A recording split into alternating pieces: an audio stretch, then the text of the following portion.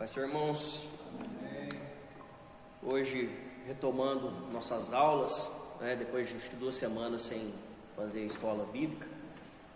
Essa aula está pronta já tem 2 semanas já. E vamos lá então. Hoje o nosso texto se encontra em Isaías capítulo 54. Nós vamos estudar ele todo, são 17 versículos. Nosso texto básico é Isaías 54, do 1 até o 17. E tem como título a salvação oferecida pelo servo, o cântico da salvação. Vamos ler? Isaías 54, versículo 1 diz assim: Canta alegremente, ó estéril, que não deste à luz, exulta com um alegre canto e exclama: Tu que não tivestes dores de parto, porque mais são os filhos da mulher solitária do que os filhos da casada, diz o Senhor. Amplie o lugar desta tenda. Amém. Esse é mais um texto de Isaías profético, falando com o pé lá no futuro, das coisas de Israel. Do versículo 1 até o 3, nós vemos aqui que o crescimento de Israel depois do exílio lá da Babilônia é ilustrado pela tenda de um beduíno, que podia ser facilmente ampliada com acréscimo de peles, cordas alongadas e estacas mais firmes. Ele fala aqui, no versículo 2, alarga o espaço da tua tenda, estende-se o todo da tua habitação, porque o nômade, que mora em tendas, se ele quer aumentar a casa dele, o que ele faz? Ele pega um pedaço da tenda, coloca mais ali e a casa ficou maior, É simples assim. Alarga a tua tenda, estende o todo da tua habitação e não impeças, alonga as tuas cordas e firma bem as tuas estacas. Ou seja, isso aí é o reestabelecimento do povo, Seria fácil, por quê? Porque quando eles voltaram da Babilônia, não tem quem os impediu, porque eles estavam sendo libertos por um outro país, E o país que libertou eles de lá, que foi no caso a Pérsia, eles não queriam nada com Israel, eles não queriam atacar Israel, eles não queriam tirar mais nada de Israel, eles não queriam escravizar Israel. Pelo contrário, Ciro ainda ajudou muito o povo de Deus a voltar para a terra deles e a reconstruir o povo. Eles deram todo o apoio para eles. Se eles quisessem ficar lá, eles teriam a guarda do país, Mas se eles quisessem voltar para a terra assim como Deus tinha ordenado, eles podiam voltar tranquilo, que ninguém ia perseguir eles pelo caminho, porque era uma viagem longa, e eles precisariam ter essa proteção. Porque transbordarás para a direita e para a esquerda. Isso é o que? Crescimento, É o povo voltando a crescer, porque voltou pouca gente, então eles tinham que novamente repovoar toda aquela terra lá. Muita gente tinha ido para o Egito, outra gente tinha ficado lá na Babilônia, Não, agora era do rei Ciro, e poucos voltaram na realidade. Voltou pouco. Aqui a gente tem que imaginar que o reino do norte agora acabou, voltaram tudo para Jerusalém, eles voltaram lá para Judá, e aí de lá eles reergueram o templo, na época de Esdras, de Neemias, eles reergueram o templo e reconstruíram a nação de Israel, Depois teve o problema com a Roma, a gente conhece que já é na época de Cristo, mas até lá, voltou aquele povo enxuto num lugar, e dali eles começaram a repovoar a terra de Israel. Você vê que até na Segunda Guerra Mundial, quantos judeus estavam fora do país? Quantos morreram na Alemanha? Então, porque desde aquela época ali desses cativeiros, eles espalharam, não voltaram para Israel. Tem Israel no mundo inteiro, em todos os países do mundo tem judeu. Hoje tem. Na América Central, não, na América na Europa, na América do Norte, na América do Sul tem mais, porque o judeu é muito inteligente. Eles veem o país que está em desenvolvimento E vai desenvolver lá. Para lá.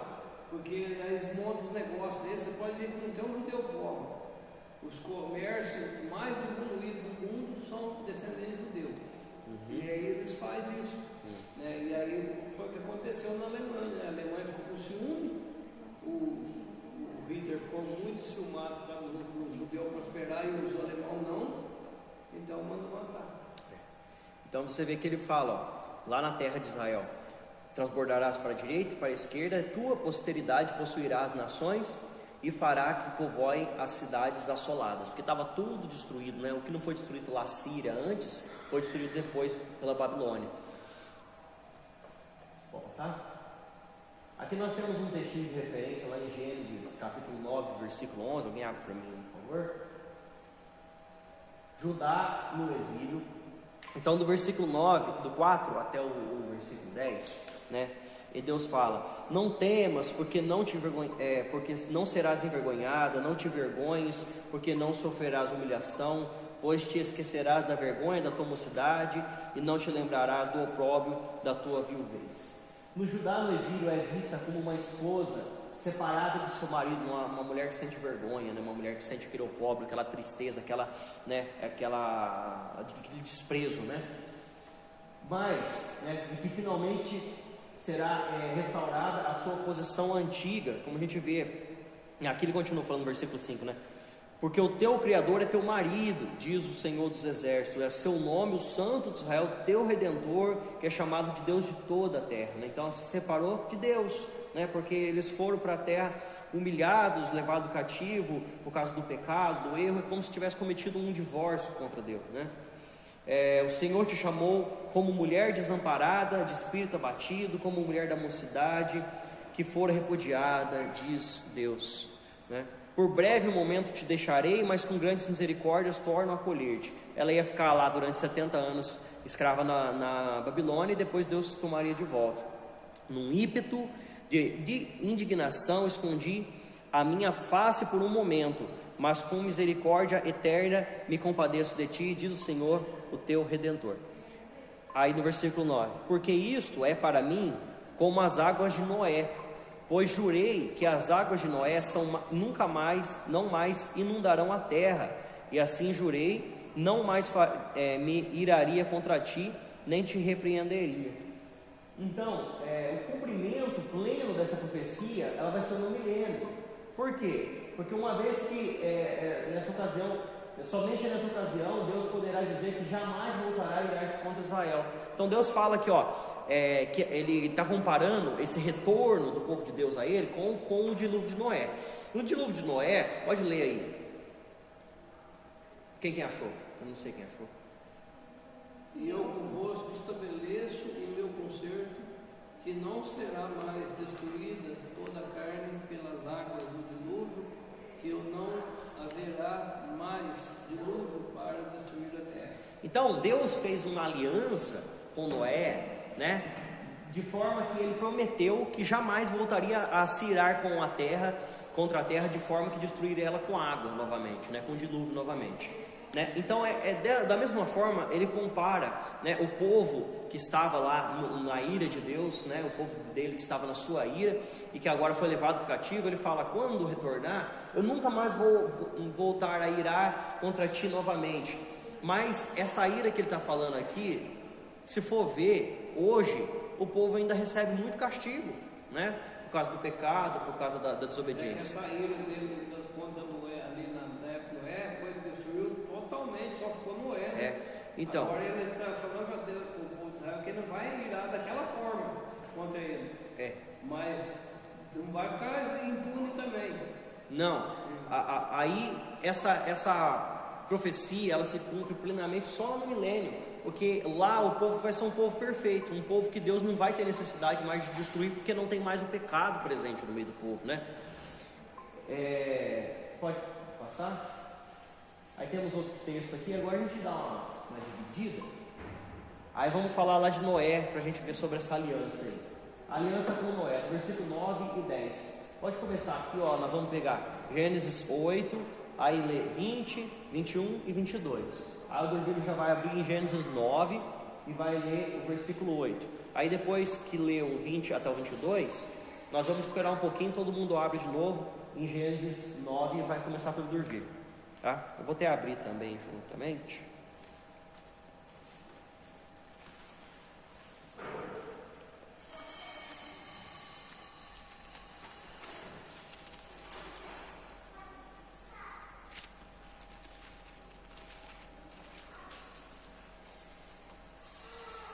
Pode começar lendo aqui, Gênesis 8, versículo 20.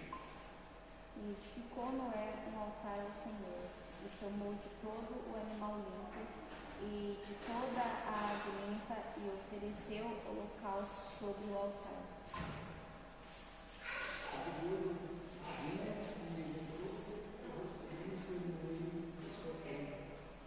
Não, 21. 8:21. O Senhor cheirou a sua suave cheia, o Senhor cheirou a sua suave cheia, e disse o Senhor em seu coração: não condenarei mais a amaldiçoar a terra por causa do homem, porque a imaginação do coração do homem é má, desde a sua meninice, nem condenarei mais a ferir todos os direitos que ele fez. Enquanto a terra durar, sementeira e seca, e frio e calor, verão e inverno, dia e noite não cessarão. Então, Deus, assim que acabou o dilúvio, né, Noé, a primeira coisa que ele foi fazer é tomar aves limpas, animais limpos, né, e fazer um sacrifício para Deus. E aí aquilo foi tão agradável a Deus, que Deus falou consigo mesmo: eu não vou tornar novamente a inundar a terra, a destruir a terra por causa do homem, porque o homem, desde que a sua mocidade, né, desde que ele toma, essa mocidade aqui é desde o momento que o ser humano toma consciência do pecado, né, desde a sua mocidade, ele é mau, né, porque você vê uma criança, quando ela já está começando a entender as coisas, ela faz coisa por maldade, né, e parece que o ser humano tem uma tendência a querer o mal do outro para poder achar graça, ou para poder achar alguma coisa que vai fazer ele bem, né, fazer agradável, né. Hoje está pior do que naquela época. Se Deus fosse destruir por causa da maldade Então, do homem, destruiria. já teria destruído. Como a gente fala, é verdade. As pessoas se alegram mais com o outro não conseguindo, não vencendo, do que a alegria do outro. Exatamente. Vendo a prosperidade do outro, a pessoa sente inveja e sente alegria por aquela pessoa. É. Porque fala, também queria ter, porque ele tem, não tem. E esse negócio de maldade também, vocês já estavam falando, eu já estava comentando lá, que o cara, ele matava o policial só para pegar a arma do policial. Tipo assim, ele tinha prazer de matar o policial e ficar com a arma dele. Os psicopatas, eles são assim, né? Eles não têm um sentimento de culpa e nem de arrependimento, né?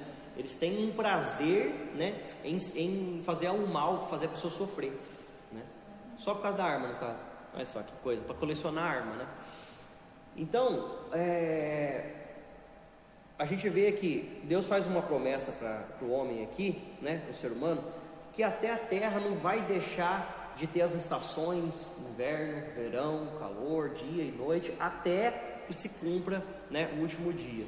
Então essa foi a promessa de Deus para o ser humano, para poder o homem não mudar, né, o que vai acontecer com o planeta por causa do seu pecado, né? Se fosse assim, já teria sido destruída há muito tempo a terra novamente, né?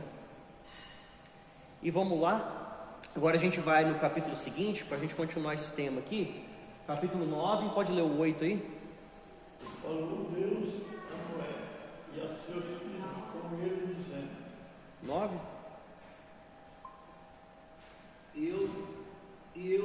Eis aqui estabeleço o meu concerto convosco e com a vossa semente depois de vós.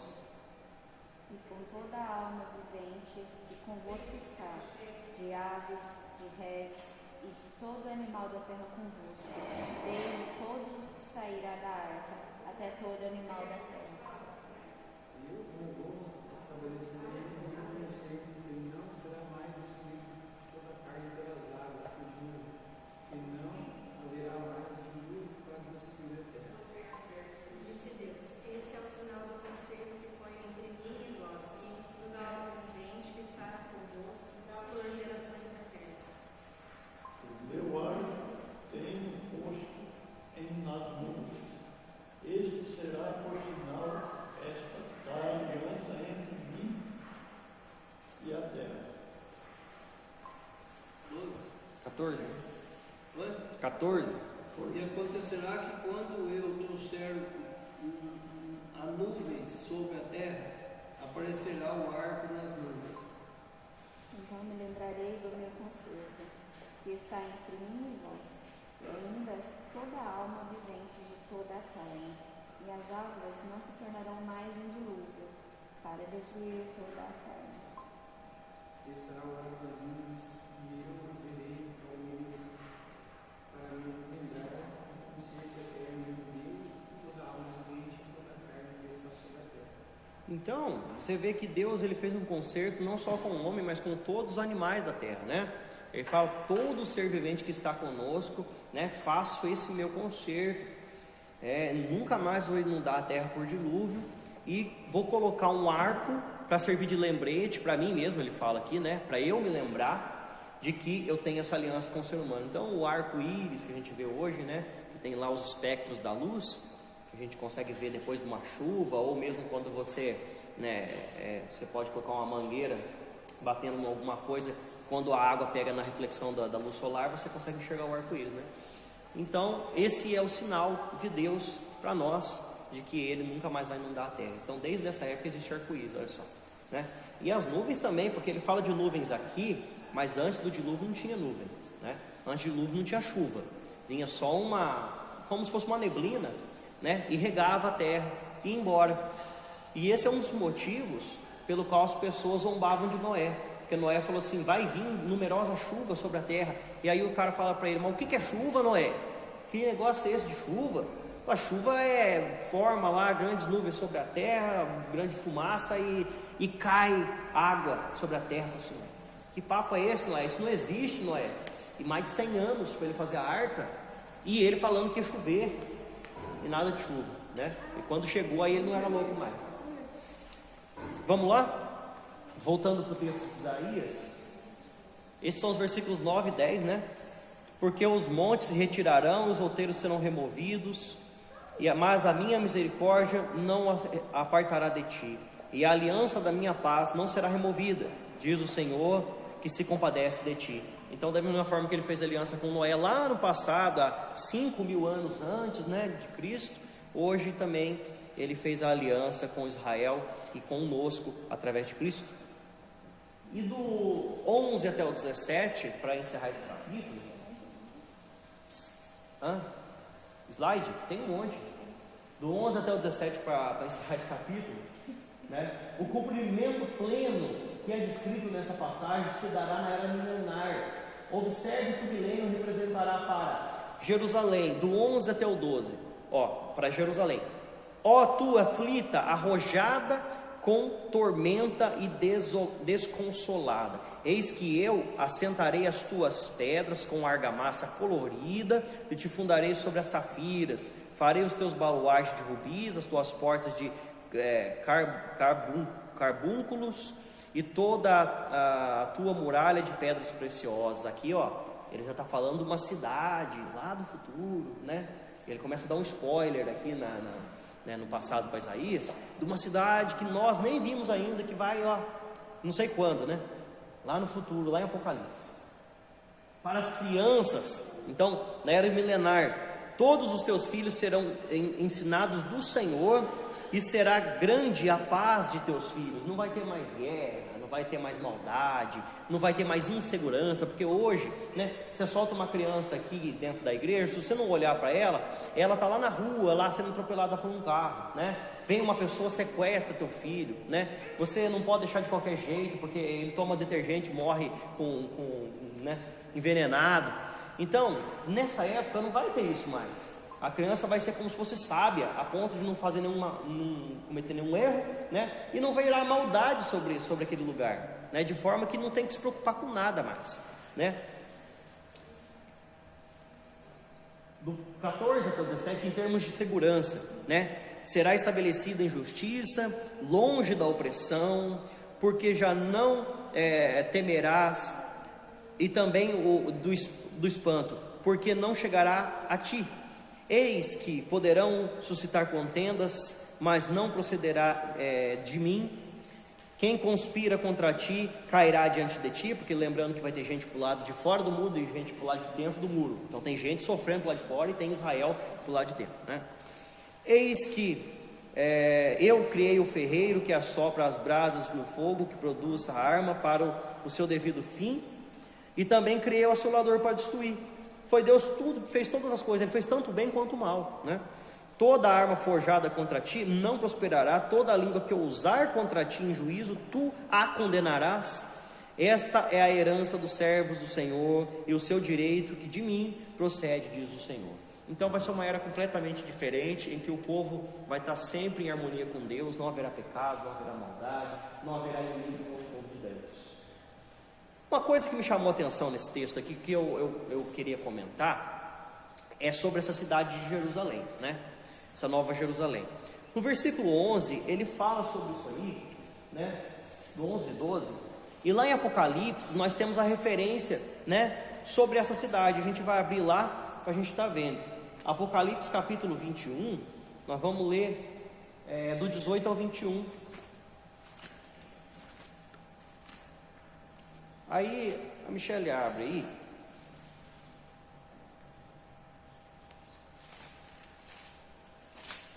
Apocalipse 21, do 18 até o 21. Ó, eu vou ler o comecinho aqui, depois aí conforme a gente for passando os slides ali, você vai lendo.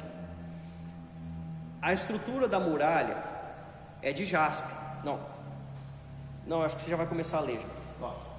A Nova Jerusalém será composta de todo tipo de riqueza, sendo literal ou figurado, né? Porque algumas pessoas, quando falam da Nova Jerusalém, falam que essas coisas de pedra preciosa que ele fala aqui, essas coisas aqui, são sentido figurado, são simbólicas, né? São as pessoas que estão lá e não uma coisa literal.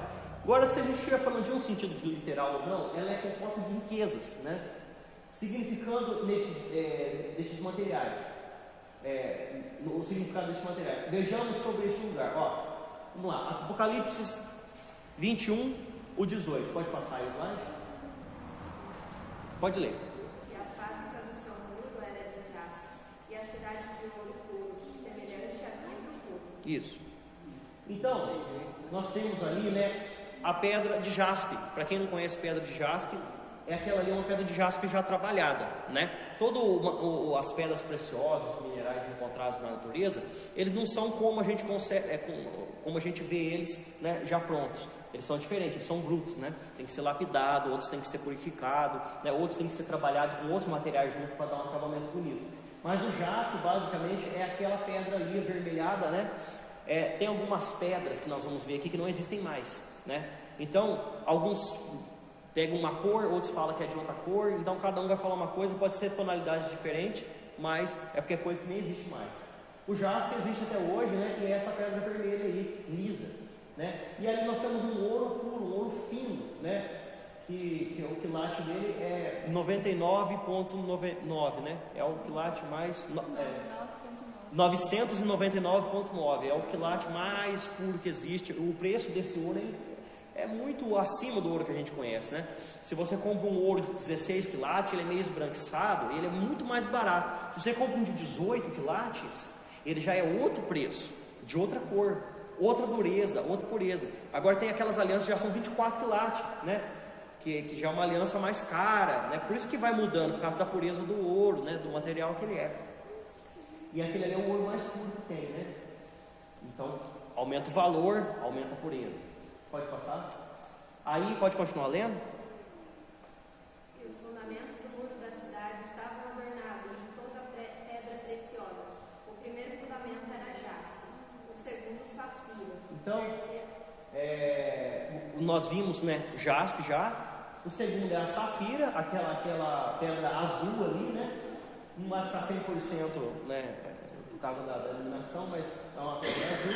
Pode ler outro? Calcedônia, terceiro calcedônia. A calcedônia também, eu encontrei essa pedra dessa coloração azul. Eu acho que ela tem uns pigmentos nela avermelhado, não tem? Dá uma olhadinha aí. Não, é pigmento mais azul. É mais azul escuro. Isso, da cor do outro. Da cor do outro ele também. Então eles são mais ou menos a mesma tonalidade, né? É de 2 em 2, Michele. Pode ler o próximo? O quarto, esmeralda. O quinto, sardônia. Pode passar?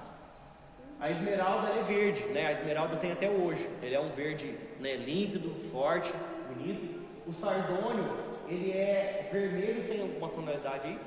Rosa e amarelo. Rosa aí?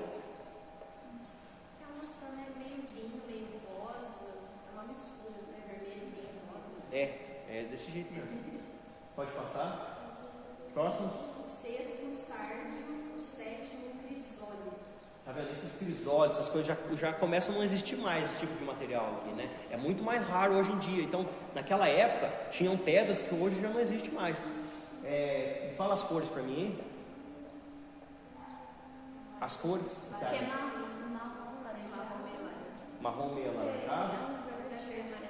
Um outro verde mais vívido, né? Verde limão, né? Um verde assim mais fluorescente, né? Pode ler o próximo? Berilo. O berilo tem ainda hoje, né? Ela é uma pedra mais bruta, ela é esverdeada, né? Eu não sei se tem outra tonalidade no meio aí. O cinza é por causa é porque aquela pedra ainda está bruta. É da pedra mesmo, aquela ali é a pedra junto, né, com o berilo. E o topázio, né? Tem também ainda hoje o topázio. Ele é um amarelo puxado por laranja, assim, bem cor de fogo, né? Uma cor assim. Hã? Cobre?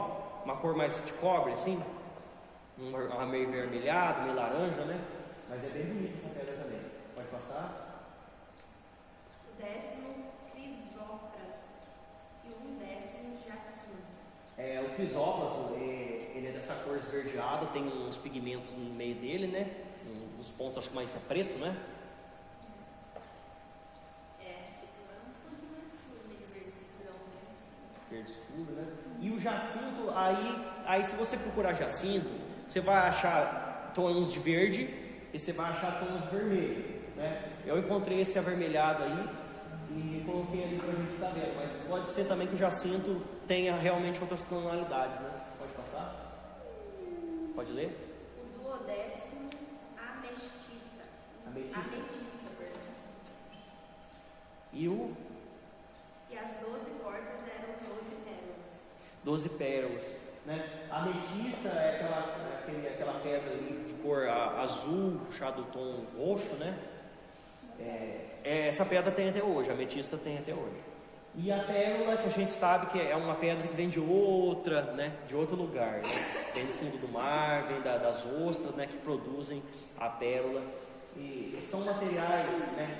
O que é diferente de uma brita, uma pedra dessa, né? É a cor dela, né?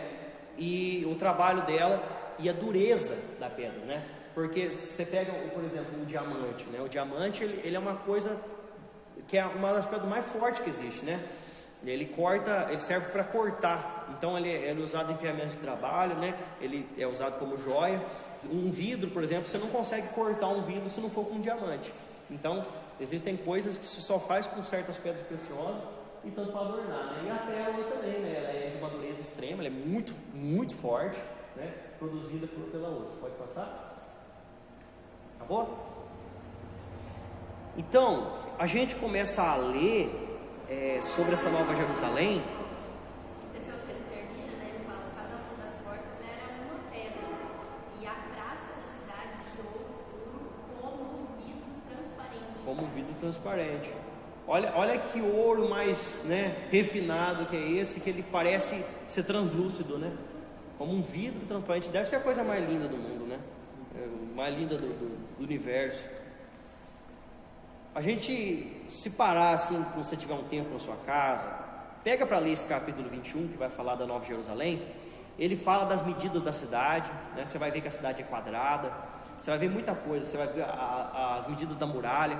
Procura pegar a referência. Eu tenho essa Bíblia de estudo aqui, ele fala as medidas certinho. Mas se você não tiver uma Bíblia de estudo, pega na internet e vai vendo as espessuras. Você vai ver que coisa absurda que vai ser essa cidade aí, e quantas pessoas que caberiam nela, né? É uma cidade para muita gente, não é para pouco não. E ela é bem grande, e as muralhas, só para você ter uma noção, ó, o muro tem 66 metros de espessura, só para a gente ter uma noção, né, deste lugar maravilhoso que Deus está preparando para o povo de Deus morar.